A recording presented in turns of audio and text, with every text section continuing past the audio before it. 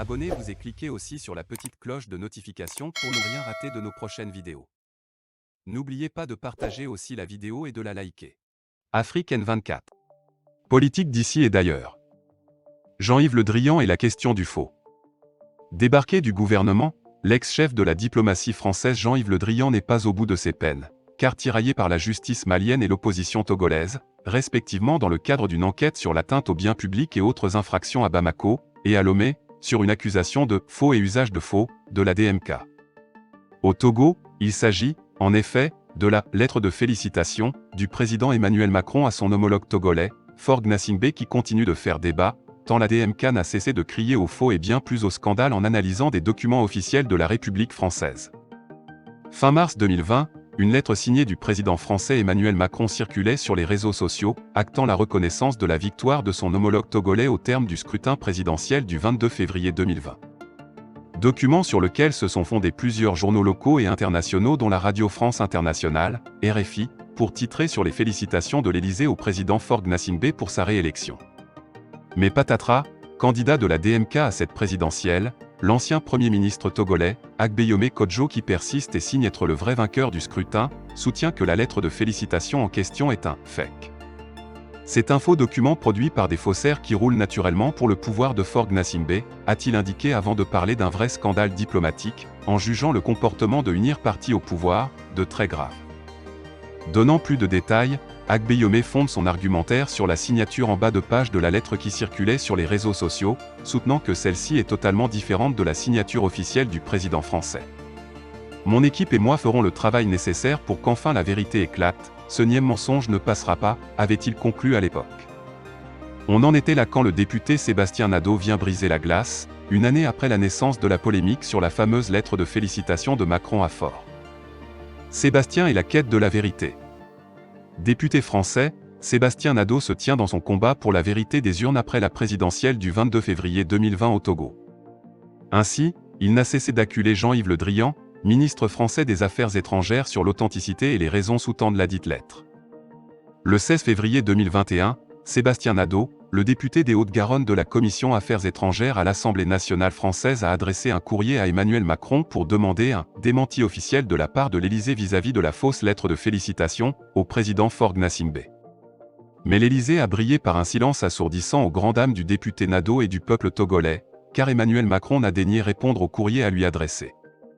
Mais contre toute attente, à la faveur de la visite officielle du président Faure Gnassingbé à l'Élysée le 9 avril 2021, le chef de la diplomatie française Jean-Yves Le Drian est sorti de plus d'une année de mutisme pour affirmer que le président Emmanuel Macron a bien envoyé une lettre de félicitations à son homologue Faure Gnassingbé dans le cadre de sa réélection à la magistrature suprême et que ce genre de courrier relève de la courtoisie internationale. Non convaincu par une telle réponse, Sébastien Nadeau est revenu à la charge pour interpeller Le Drian au fin de mettre à sa disposition une copie du dit courrier. Dans son refus, le ministre Le Drian s'est enfermé dans une argumentation dont l'analyse des termes qui la fondent consacre le doute d'après plusieurs. Le Drian est la réponse d'aveu. Dans la question à Monsieur Le Drian, Monsieur Nadeau lui rappelait qu'il n'y a nulle trace de ces félicitations adressées au nom de la France à Monsieur Faure Gnassingbé, ni sur le site de l'ambassade de France au Togo, ni sur celui de France Diplomatie, ni sur celui de l'Élysée comme il en est d'usage en pareilles circonstances. Et le ministre Le Drian de répondre qu'il n'est pas d'usage de diffuser la correspondance entre chefs d'État. Or, du moment où la lettre de félicitations qui circulait sur les réseaux sociaux est contestée par l'opposition togolaise, notamment la DMK qui accusait le gouvernement de Faure Gnassingbé de « faux et usage de faux », l'idéal pour dissiper tout doute et des collusions suspectes serait de rendre publique la lettre de félicitations que détient le gouvernement français pour faire foi et taire toute polémique. Mais que nenni! Ainsi, pour beaucoup, le refus de Jean-Yves Le Drian de rendre publique leur lettre cache un loup. Car, sur le site de l'Élysée, du président Nicolas Sarkozy à Emmanuel Macron, en passant par François Hollande etc. plusieurs lettres de félicitations adressées aux chefs d'État s'y trouvent. Pour preuve, le 23 mars 2021, l'Élysée a publié sur son site l'entretien téléphonique qu'a eu le président Macron avec son homologue nigérien, Mohamed Bazoum à la suite de sa victoire à la présidentielle au Niger. Le président de la République s'est entretenu avec M. Mohamed Bazoum, nouveau président de la République du Niger dont l'élection a été validée dimanche 21 mars par la Cour constitutionnelle du Niger. Il lui a présenté, ainsi qu'à la nouvelle représentation à l'Assemblée nationale installée le 22 mars dernier, tous ses vœux de succès et a félicité le peuple nigérien pour cette transmission pacifique du pouvoir qui revêt un caractère historique dans l'histoire du Niger, peut-on lire sur le site de l'Élysée. C'est croire que l'ex-ministre français des Affaires étrangères, Jean-Yves Le Drian ne dit pas la vérité quand il déclara qu'il n'est pas d'usage de diffuser la correspondance entre chefs d'État. Quoiqu'au téléphone, l'entretien entre Macron et Bazoum sont connus du monde, car publiés sur le site de l'Élysée. C'est ce qui rajoute une couche au débat de « faux et usage de faux » que ne cesse de dénoncer depuis des années, Agbeyome et ses camarades de la DMK. Continuez pour que l'alternance devienne une réalité. Publiant le 31 juillet dernier sur son compte Twitter, le courrier questions-réponses de l'Assemblée nationale française sur la lettre de félicitations, Agbeyome, en targuant Macron et Faure, écrit « Voilà une pièce à conviction du scandale que vous couvrez ». Condamné par la Cour de justice de la CEDEAO, Faure et Sozima Gnassingbé refusent de s'exécuter.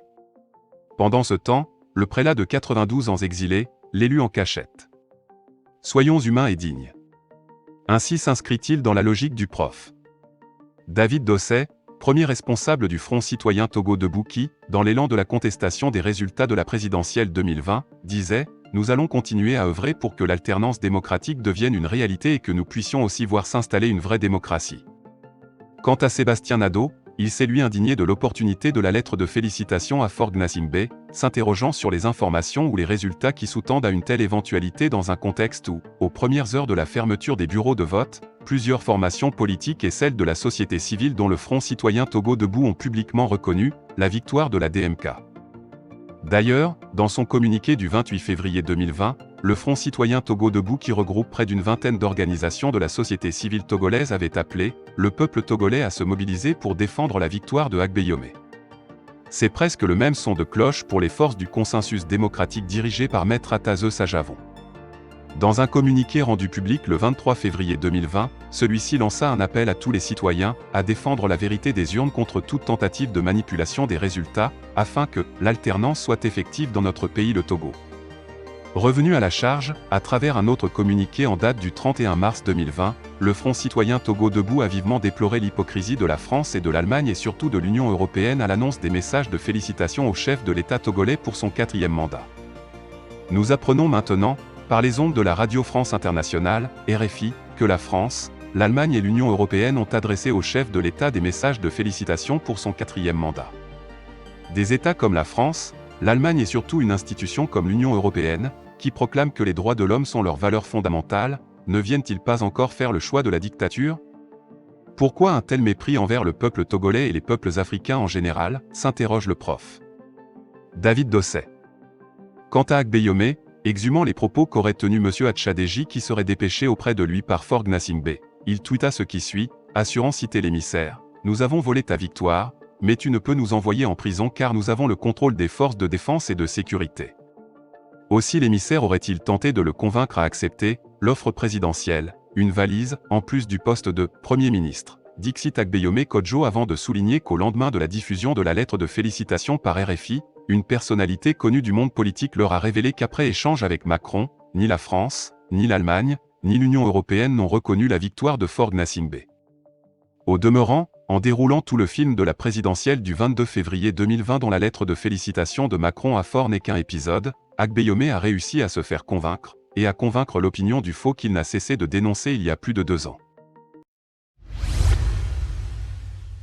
Likez la vidéo si ce n'est pas déjà fait. Laissez aussi votre point de vue en commentaire.